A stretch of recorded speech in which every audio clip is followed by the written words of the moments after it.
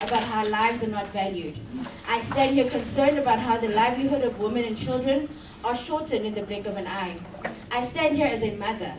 I am a woman. I fear for the lives of my children and that of myself.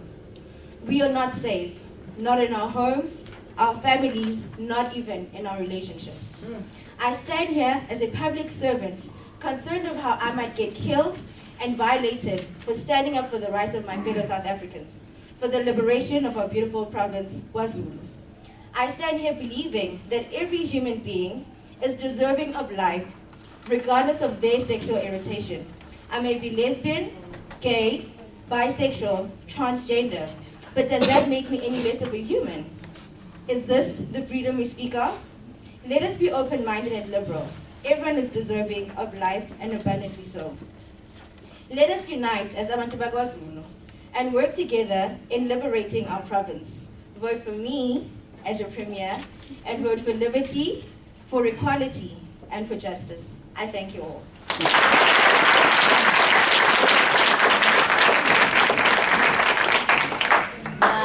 Nice. Thank you.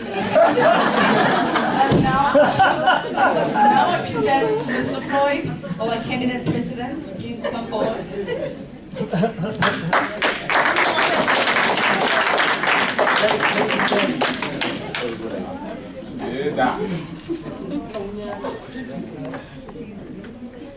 First and foremost, I would like to greet all members of opposition and the media. Your presence here shows that freedom of speech is well and alive in our democracy. I'd like to send greetings also to all in attendance, including my fellow colleagues from the Liberation Movement.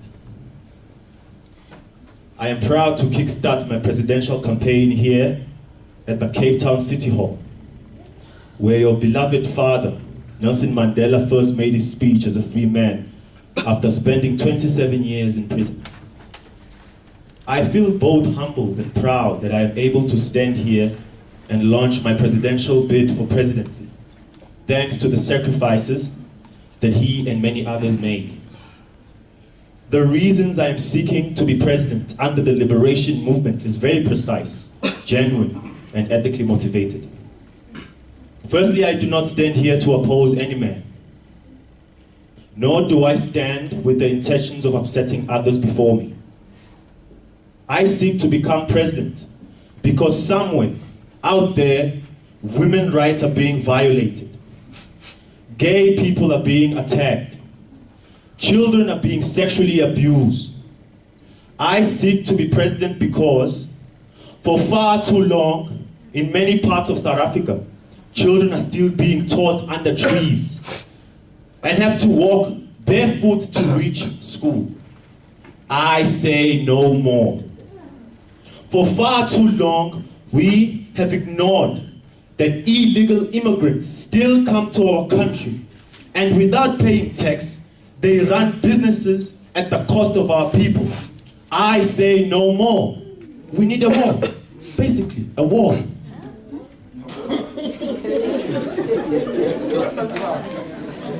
Let there be equality regardless of race, gender, or religion. Liberty, equality, and justice is what the Liberation Movement is here to offer. Masihambe mzazi. Ariyeni. Let us move forward together. I thank you.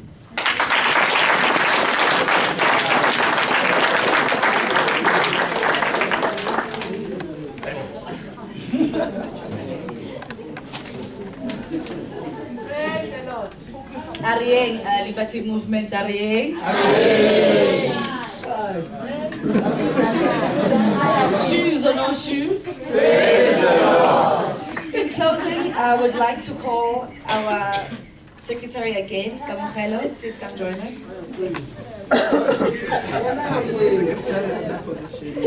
Thank you very much, guests, for coming on this beautiful day with the seasoned. We hope that you will join us on this journey as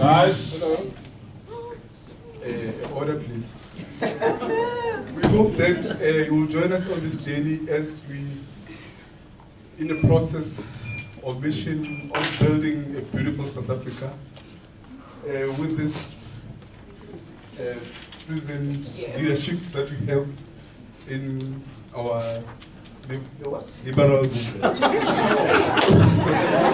Thank you very much for your time and enjoy the rest of the day.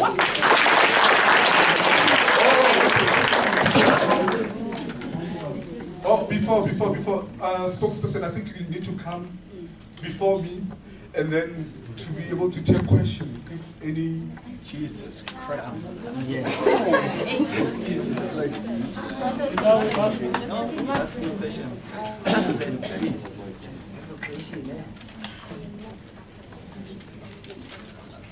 Yeah. Any questions for our cabinet? Leader, You can note me please for questions. so. Where are you from? Southern Times. Who would you like to speak I have a series of questions regarding your offer.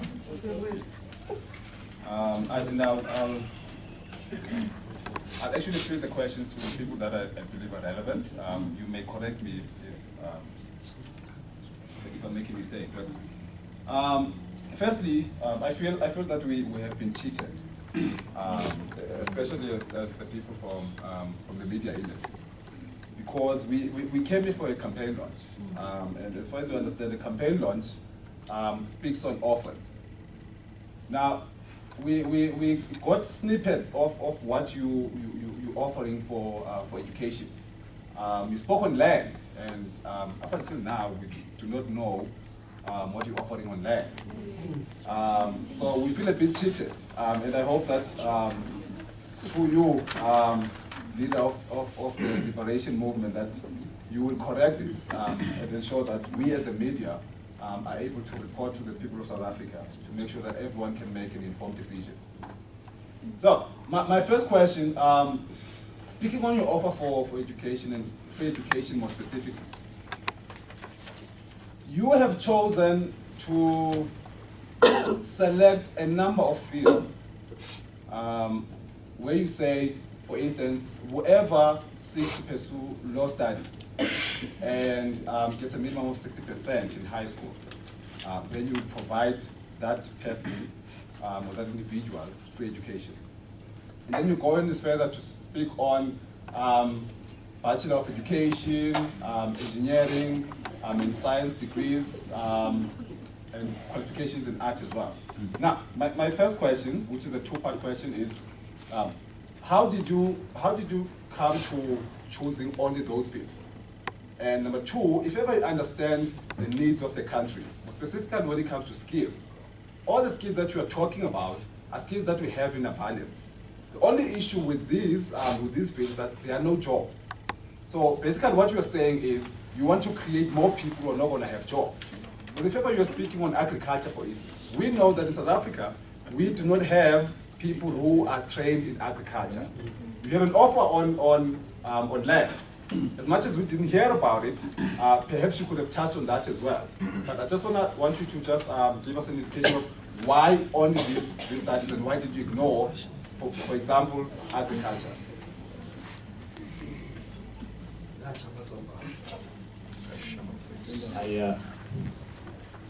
Firstly, let me apologize for the word information that were omitted. Perhaps I would like to assure you that along the lines of introducing more university studies, that is still being discussed between my fellow Minister of Education and I. But I can assure you, with regards to skills, as we said, in high school, we will introduce modules that many people usually go to get at TVET, that normally people go to get after finishing matric. We are saying now, why not save the time of all those students and incorporate the same thing they would learn in a technical college while in high school. Firstly, this will benefit us as a government. For example, I touched on driving lessons as a module itself for all the higher codes. Now, when a minister of police takes out a note to recruit police people, many of those youth are not able to apply because they don't have licenses. And you are aware that it costs a lot of money to get a license. And when you get a license individually, most of the time the instructors, they will ask for a bribe that people cannot afford. In high school, there will be aligned teachers who will be closely regulated. And so when they leave grade 12, and they know themselves that they are not equipped for university, doors will be open in the transportation industry, in the police industry, and in the defense industry. Hence, we will be creating jobs and skilled labor before they even finish high school. I know that you might feel that I'm omitting, but we are still doing research, and I absolutely agree with you.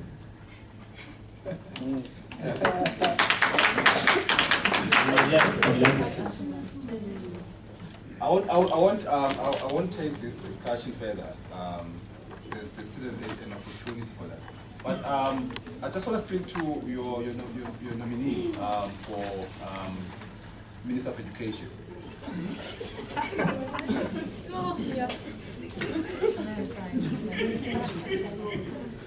Now,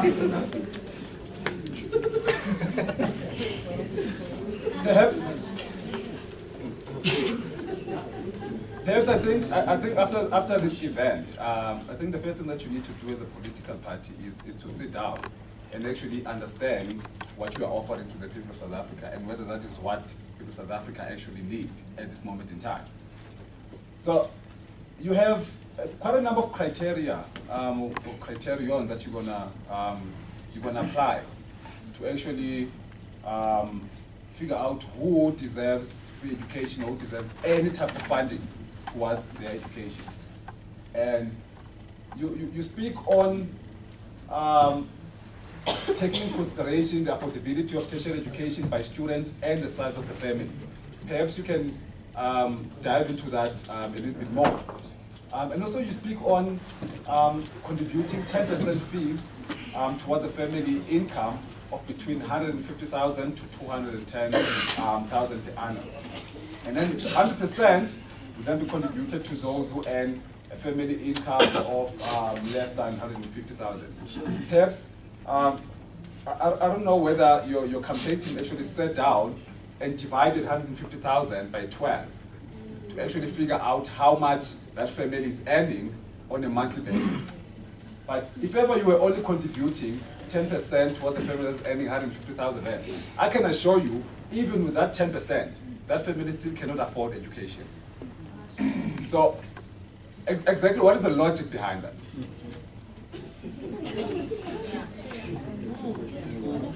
Perhaps in the meantime, someone can make calculations for us so that we know. We can do it. 12.5.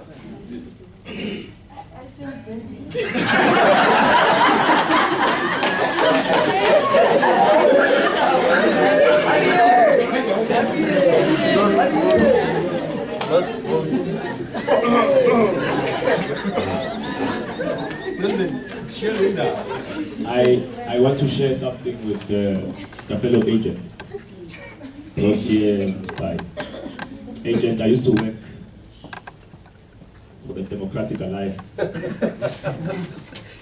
They used to pay me 7,800 minus 400 and other things I didn't. That's controversial.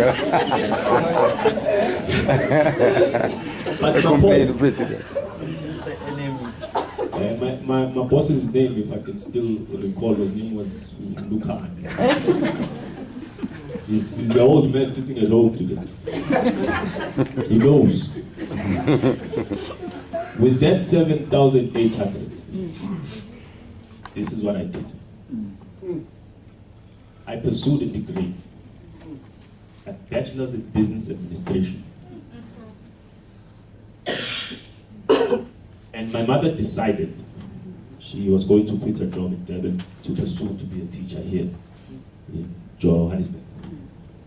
I had to pay rent for me and her, a 45-year-old woman. I had to pay her insurance as well.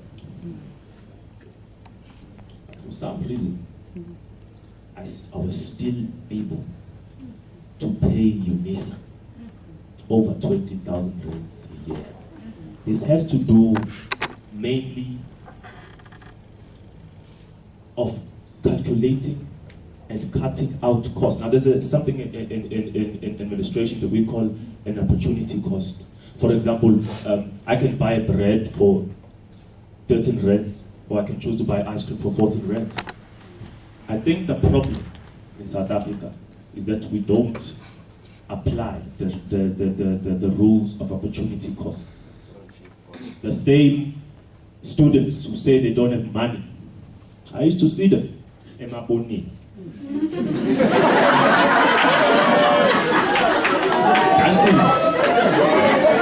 So when I say honorable agent, I can assure you, with proper calculations, with proper handling of money, if you earn 12,000, you can send a child to school. And if you are to ever say, mama, at some point my mother was earning 4,500. I'm sitting here today.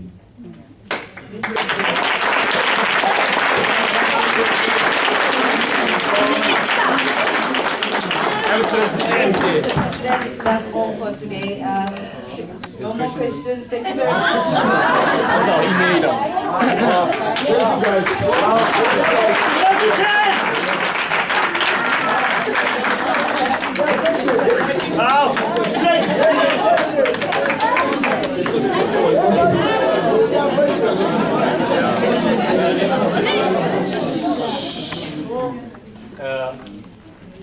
Sorry, the power studies side off. However, if you had any questions, our PR department will gladly respond to you in due course. Or however, you can follow us on our website.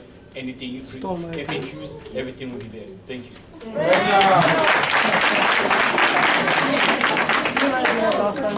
Okay, ladies and gentlemen, can we give them another round of applause?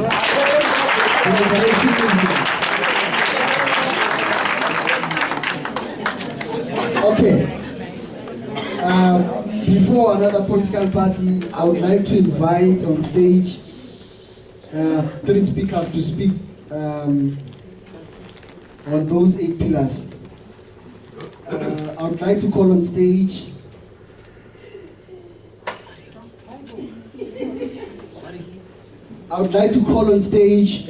Mr. Carl to speak on excellence, insistence to excellence. So you have 2 minutes. Hi guys. Okay, you are defined by your habits. You are on time or you're late, respectful or disrespectful. You begin, you laugh easily or you frown. What is for sure, you only grow when a bad habit is replaced by a good one. Excellence is not something you stumble into, but something you build through good intentions, grit and constant improvements. Choice more than chance determines your destiny. Authentic describes a leader who constantly works to raise the bar on his or her character, skills and results. You know excellence when you see it, in the spirit of a team. It's high mutual respect among team members, accountability and constant achieved results. Excellence is not an exception, but a prevailing attitude. Excellence is the unlimited ability to improve the quality that what you can offer. Anything less than commitment to excellence becomes acceptance of mediocrity. They say, beware the lollipop of mediocrity. Lick it once and you'll suck it forever. If you want, it's true. If you want to achieve excellence, you can get there today. As of this second, quit doing less than excellent work. Yeah.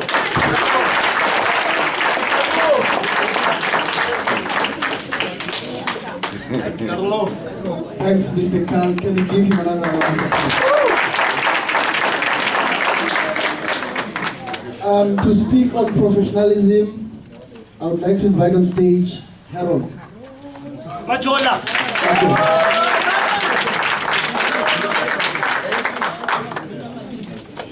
Habash. 2 minutes, Harold. Good afternoon, fellow colleagues. I'm just here to be speaking of one of the pillars, which is professionalism. I'll start by defining it that professionalism is the skill and high standards of behavior expected of a professional person.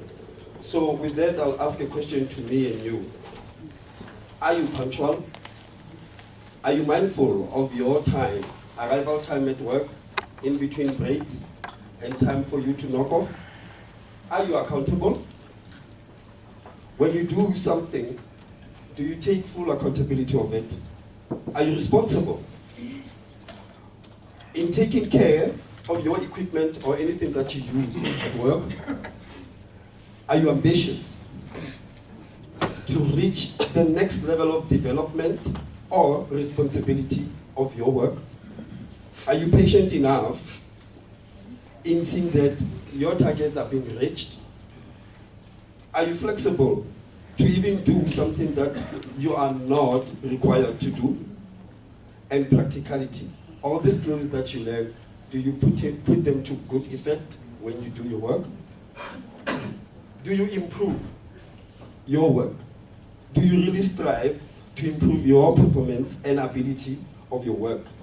If all of these questions are yes to you, then surely you are the NCC representative and you belong to be here. But in the DA way of life, on our daily basis, is that do you always put party's overall interest first? So do you continue striving for excellence in serving the people of South Africa, meaning voters?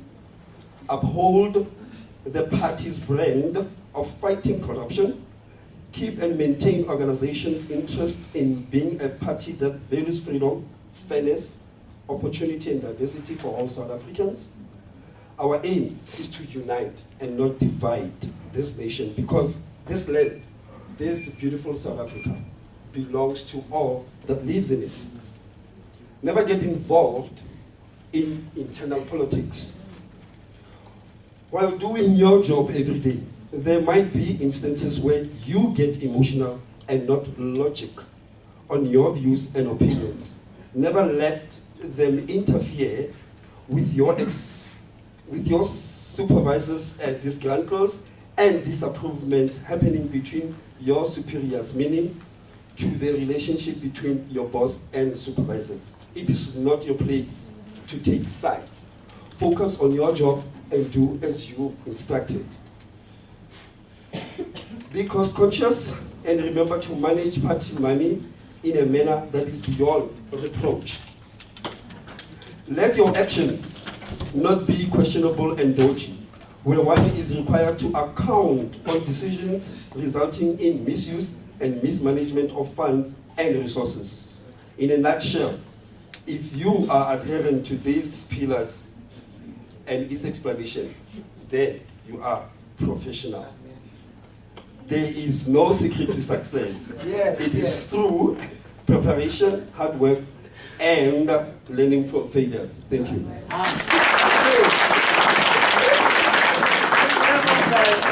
Thank you. Another round of applause for everyone.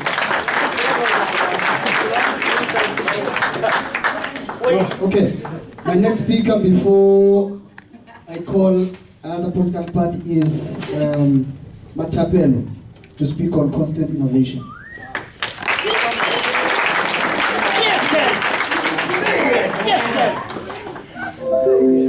Verder stapel.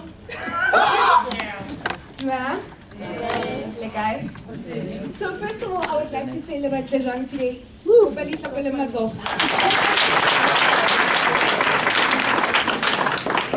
So I am going to speak about constant innovation. And I am from Team Phoenix, Mama Ona, Mam Sonto. Yes. And constant, can I just start with the 8 pillars? The 8 pillars for our team is like our constitution. They guide us into the direction that we need to go in.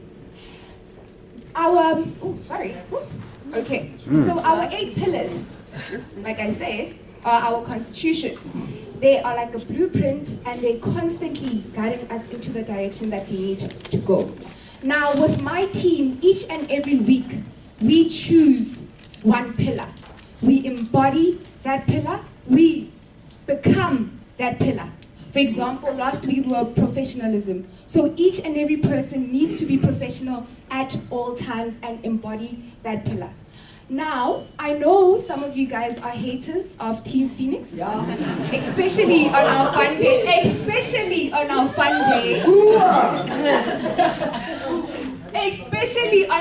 day, Lucanio, right? When our poster was beautiful, when everything that we did was beautiful and creative. We have haters. Don't hate. Anyway,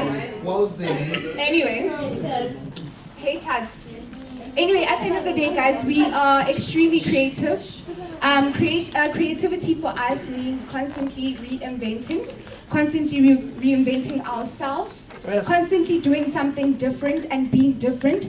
It also means coming up with different campaigns and creating things in order for us to better the lives of our people. And that is what we do in our groups. We create campaigns so that, we can slay. Thank you. Thank you. Thank you. You better slay food.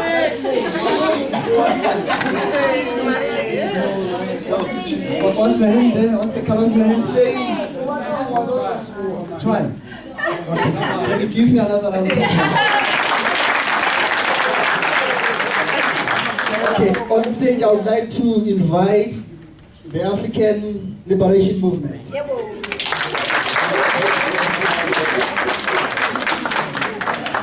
So you do everything, after everything you've done, you do a press conference. So I suggest all your executive members to join you on stage. So that we save time. Take your time, please have Justin Jega, Mr. Kayam Kijima, Mr. Poma Kenya, and Mr. Thomas Tom, please. Good afternoon, beautiful people. My name is Abdul Herab Manjola, and I'm the spokesperson of the African Liberation Movement. We are the African Liberation Movement, and we thank you for joining us on our campaign presentation.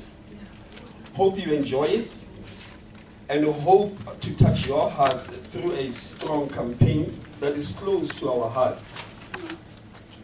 I would like to call on stage Mr. Rodi Muthamunyani, who is our chairperson at our political party. Mr. Rodi, on stage, please. Thank you very much, our spokesperson. Ladies and gentlemen, I welcome you to our launch today. My name is Rodi and I chair our political party, African Liberation Movement.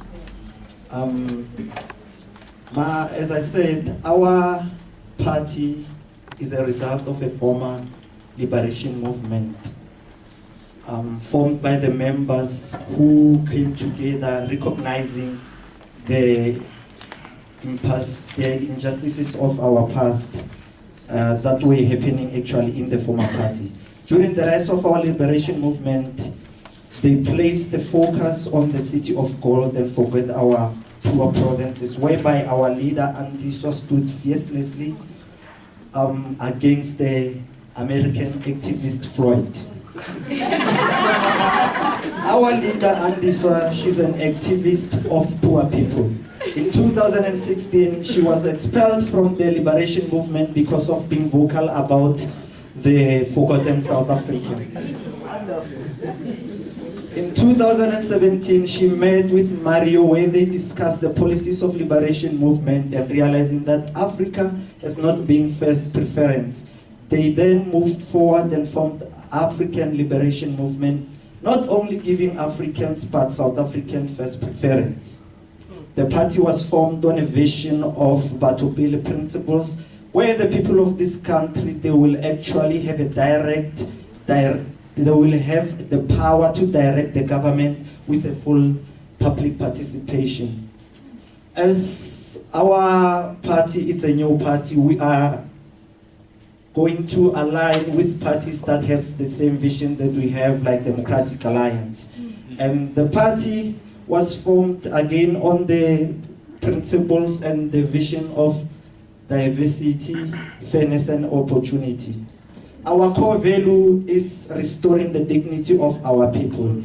We acknowledge the challenges that we are facing as a country, and we are here for the people of South Africa. We actually going to work directly with them. I will now like to introduce our head of marketing, Morwesi Makola. Thank you very much.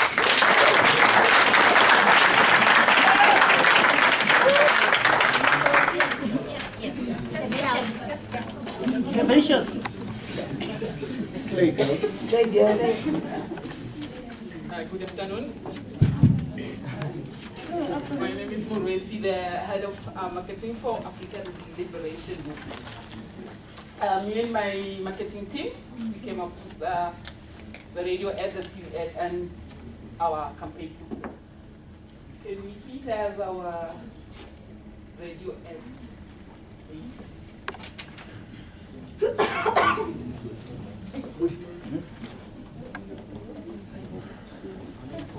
You have a dream of a South Africa where women and children walk free and safe on the streets, where poverty and unemployment is a myth, a South Africa with better advanced education and health care, a government that delivers equal services for all. Your dream can become a reality. South Africa, raise your voice and make a choice. Vote African Liberation Movement. Whoa.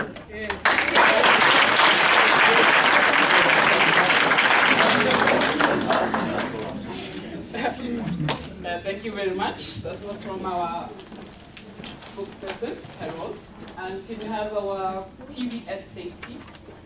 Do you dream of South Africa, where women and children can walk safely in our streets?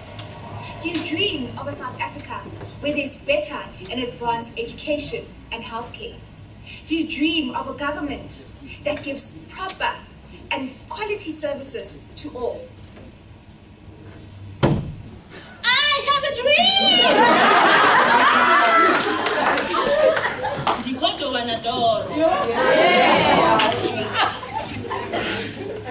You need to do is raise your voice and vote the African Liberation. Yes! Yes!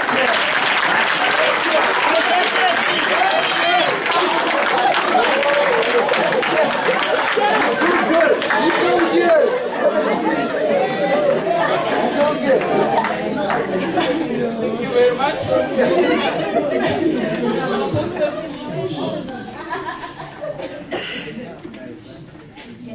Yes, yes. Wow.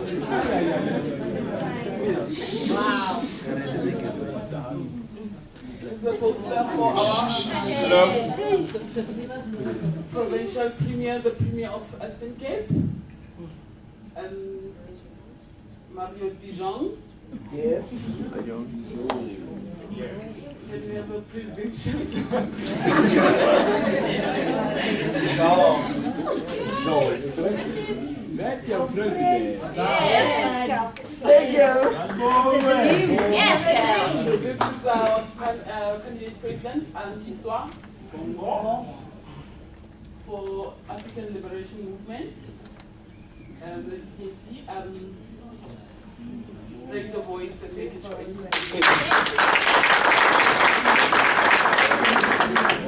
Thank you very much, Kadas. Beautiful people of South Africa, we hope you have heard all the briefing and the history of the African Liberation Movement, and we hope that with us you'll be able to raise your voice and make your choice.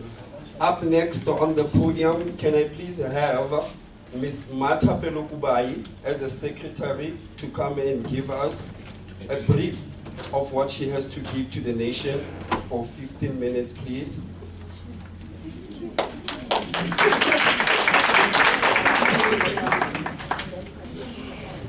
Dumelang once again. I come from the African Liberation Movement, and I will be talking about our party's core values, which is restoring dignity to our people. And the reason why we came up with that value is because we feel that quite a lot of people, most especially in rural areas, and quite a lot of people in our townships do not have a voice. Quite a lot of people in rural areas are forgotten. It's like our politicians are focusing only on the cities. But what happens to the people? What happens to Madlamini sitting there in the Eastern Cape with no proper sanitation, with no proper electricity, her schools going to, her children going to school, walking far, crossing rivers to access proper education? What about them? And at the end of the day, these are our voters. And we, as the African Liberation Movement, feel like these people are forgotten. A lot of people come to Gauteng in order to get jobs, in order to get gold, because there's nothing happening in their cities, there's nothing happening in their provinces. So now there's a huge influx of people in Gauteng.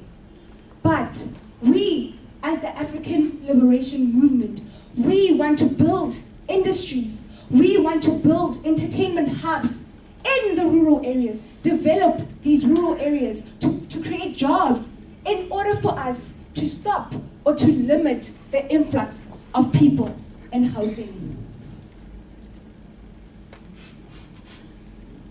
Now, our main office, in terms to education, we seek to equalize our education system. So now, our education system, there are public schools and there are private schools. But our public white and black schools are still unequal. Our black children do not have access to proper facilities in order for them to play sports or in order for them to learn about other interests besides education. And why is that? Why is it that the black kid does not have the privileges that the white kid has? So we seek to equalize our education system by doing that. What?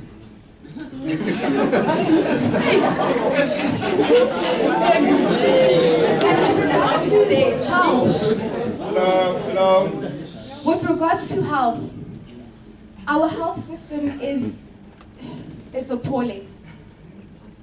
We seek to advance it. And I know you guys are going to ask how. I will give that over to my Minister of Health during question time. Also, job creation, to create jobs, especially in the rural areas, like I said, in unurbanized areas.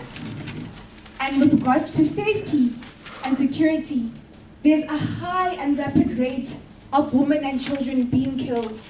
Our kids are not safe, our women are not safe. Now, as our safety and security system, our safety minister seeks to find solutions and seeks to make the woman comfortable of being a citizen in South Africa. And like I said, my minister will explain how. Now, our target voters are the women, is the woman. in your rural areas? Is Tebo in the township who is unemployed?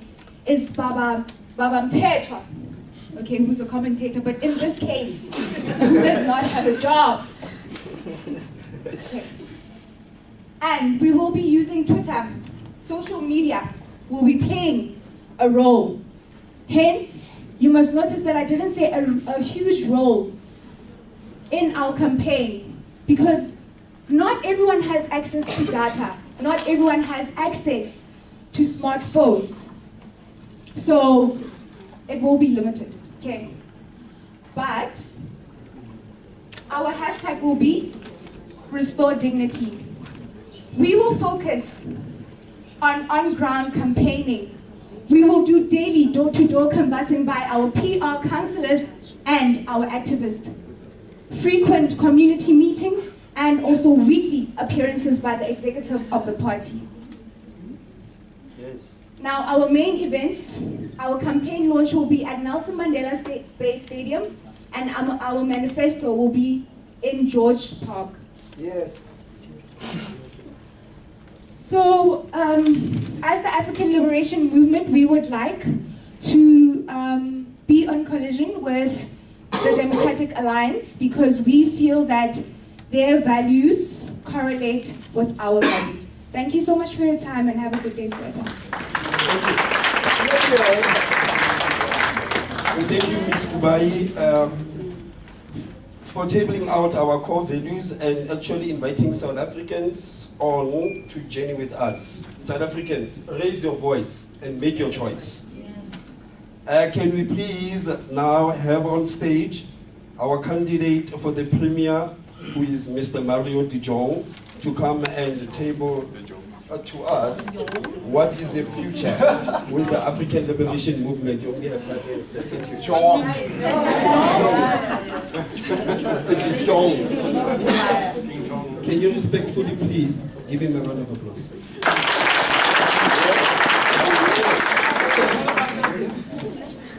I'll start off by saying, Mulweni. Greetings. There will come a time where they will ask you, why vote AML? They will ask you, yeah,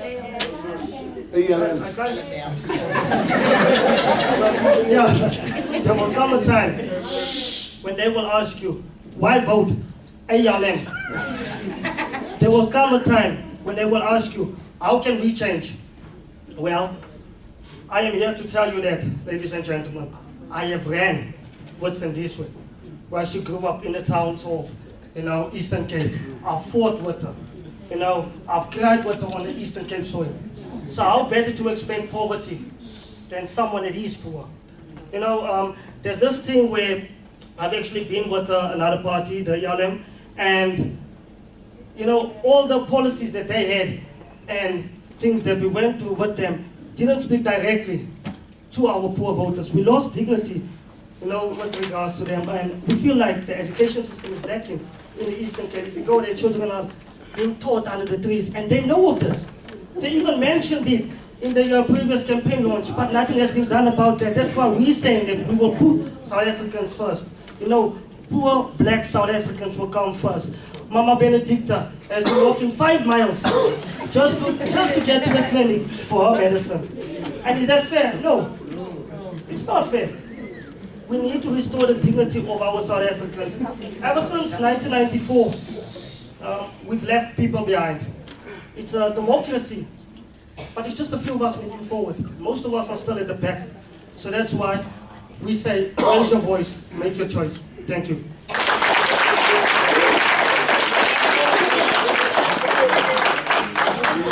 Thank you very much, Mr. Mario De Jong.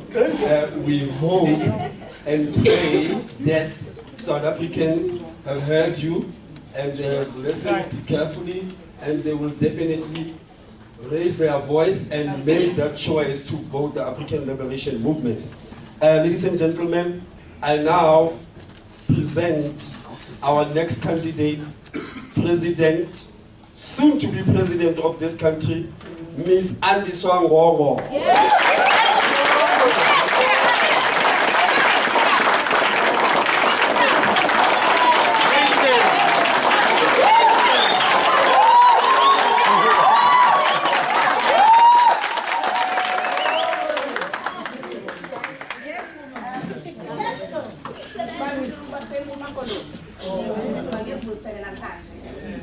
arrange that land. Teta, sis, teta.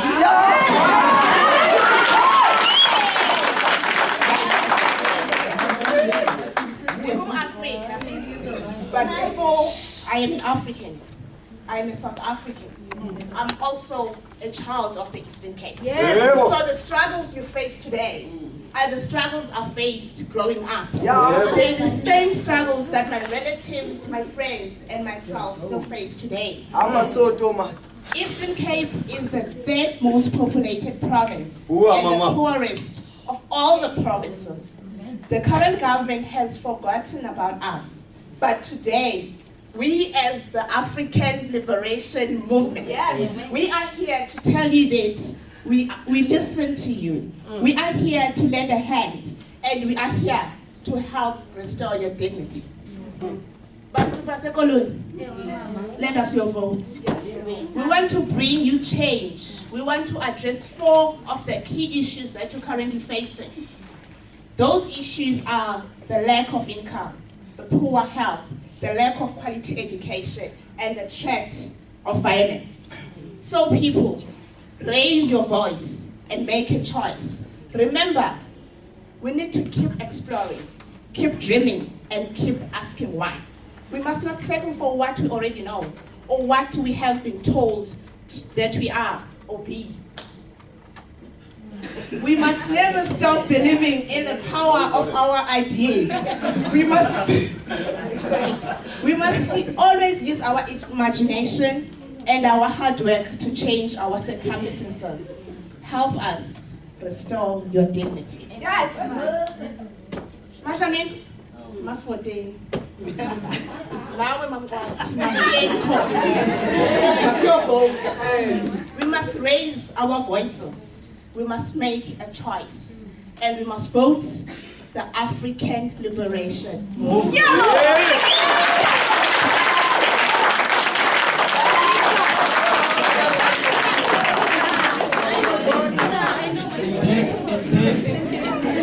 Your voice has been heard, and the voices of South Africans will be heard, and South Africans will make that choice to vote African Liberation Movement.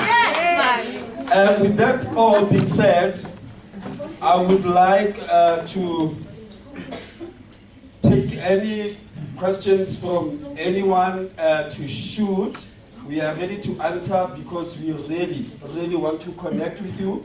We want to make you understand how much we understand what you're going through, and also in that line, make you understand that we also have had experiences like you. Any questions? The brother in the front, what is your name and where are you from and what is your question, sir? Stevens from the Daily Maverick. Yes, Mr. Stevens. Okay. Am I? Yes, you are allowed. Now, I'm going to address this to the panel, and perhaps you can then choose who to answer the question. So, your offer on education is that you want to equalize the education system. Yes. And fair enough that the problem that you outlined as a party, things that we see. There are schools who do not have cricket fields, and there are schools who do. Yes. And if ever we want to build an equal education system, that would mean each and every school needs to have a cricket field. Sure. If ever we were to take that direction. Unfortunately, I don't know what your offer is.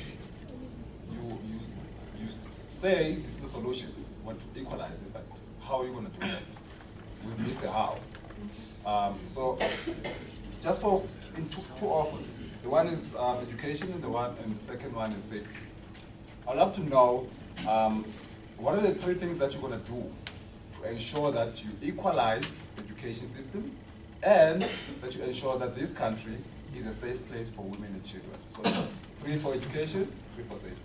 Okay, thank you very much for your question. To be answered on the 3 of education, I will welcome on stage our Minister of Education by the name of Mr. Mpomakele, who will be able to give you the answers.